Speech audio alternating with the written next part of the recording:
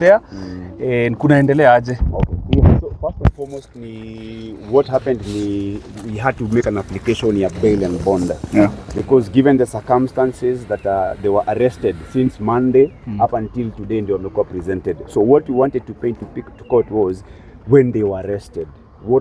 What happened kwamba wakakuja for arrested, and you see in our submissions we've able to inform court that they were the ones who were going to complain, not the ones who were going to be arrested. They were the ones who were going to lodge a complaint, but again circumstances changed, and because our colleagues walikuwa wametoka kanisa, they decided to settle this amicably, and that is now why they were able to say wacha tufanyie namna hii, tusaidie hii pande yenu, tusaidie pande yenu to withdraw kesi.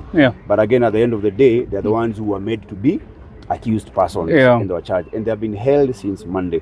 Of course, you know what the constitution guarantees, that you must be brought to court within 24 hours.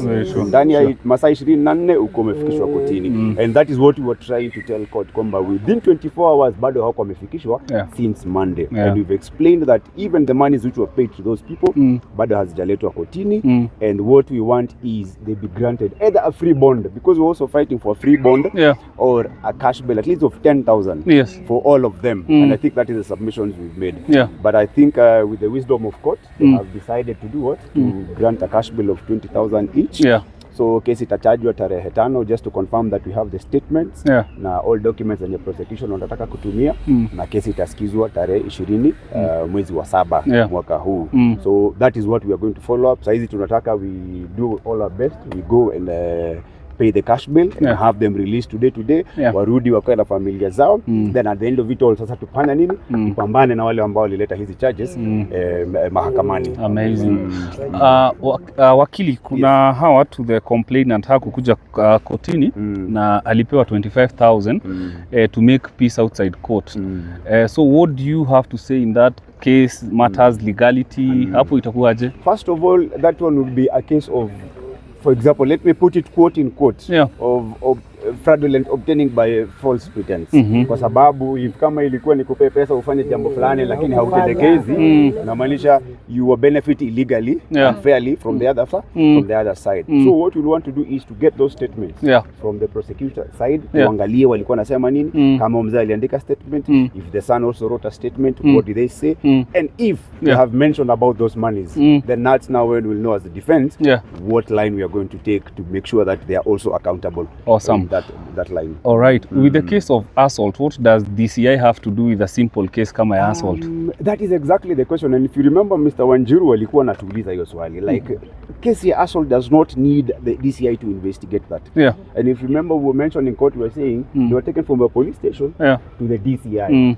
So why would the DCI want to investigate such a simple matter as assault, which is a matter which is within the jurisdiction the police. Normal police. So the normal police. So we do not understand the interest that they are having, but what we are saying is we shall be able to get the bottom of this, because it is a case which is not supposed to have been there. And we thank God we got the court. If the court is there, and you think with the fairness of the court and the support of the court and the support of the people, we'll be able to get to the bottom of that. All right. Yes. Unless kuna mtu mwingine hapa swali lingine hapa. You did address about the car keys and about the car. What is going to happen after the cash bail? But after the cash bail, then definitely, because it is not subject to investigation, so ordinarily that those ones are supposed to be released, and we want to look at the material evidence as we have indicated. Once we get the material evidence of what the prosecution has and the list of documents that have, wanasema ile documents they want to rely on, kusema kwamba gari ilikuwa namna hii ama ilikuwa na hii ama ilikuwa na hii ama ilikuwa na pengine sometimes you see wanasema ilikuwa na dent hapa kwa sababu ya hii. If they do not have that, then we'll make an application to court to have all those things done, released back to their owners. All right. Awesome. Maybe you can introduce yourself, na tunashukuru sana kukupigia simu. Asante sana. Na kukuja kusimama na young people, and he is the wife. Oh yeah, sure. Nimeambiwa mayo dakika nini maika ikara nimewekwa dhina tu. Is there any possibility of kuwekwa ndani before wasipolipa haraka wanaweza wekwa? Hapana, going back usually is by 5. No, it does not by 5. No one should threaten you anything. We understand the law how it operates. So those small threats that they want to bring to us, wacha wakae nazo huko. No, there's nothing like that. Those are petitions and everything. We are here around. We'll make sure that they come out today and they will be joined with their family. families. Awesome. So there's nothing Maybe to worry wakili, you about. can introduce yourself, watu wakujue, and thank asante. you very much for coming through for us. Thank you. Asante sana. Asante sana. Kwa majina naitwa Ian Wanda. I practice with this firm here, unaona najita Chege Kibathi and Company Advocates. I think most of us have heard it. We are all over the country. Yeah. That is where we are, but our main offices ziko Nairobi. We also have other offices here at Equity in Thika. So in case of anything, utataka usaidizi ya wakili and anything, you will come to that office. My numbers is 0702 837 845. May I repeat just again, 0702 837 845. So right. for your legal solutions, you can always reach out to us.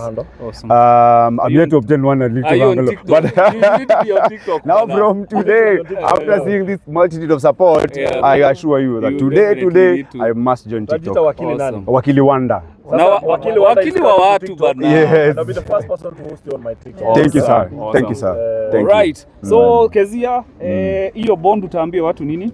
Watusaidie, tuwatoe wakiwa tu safe. Yes. There are 4 of them. Ndio walikuwa wameenda maombi. So in total that's 80,000 so si tuanze kuchangamka. Changamkeni 8,000 haraka Haraka. Niko live Namba yako ya simu sema. Amen. Give your number. Simu yako iko wapi? 0716 37 simu yangu 61 07. Ngoja, peana tena. Simu ya Rungari. nilikupea. Kuna mtu alikuwa live nao wakati nilifukuzwa. Ulikuwa tu hapa tutaipata. Sawa, peana namba yako tena. 0716 37 61 07. Ndio kwa kivuli. Haya guys, Githaiga, Pon, Juliet, Wajiko, karibuni sana. Oi Benda. Haya, ni haya nena hapa kuja hapa simama. Haya, tuko hapa guys. Wacha niwaambie hapa, tumeanza hapa kwa 50. Nani akona calculator? Nani anaweza niandikia calculator hapo? Kona calculator. Nani atakona calculator? Guys, niwekeni tafadhali. 500 plus that bob. 500. Nani?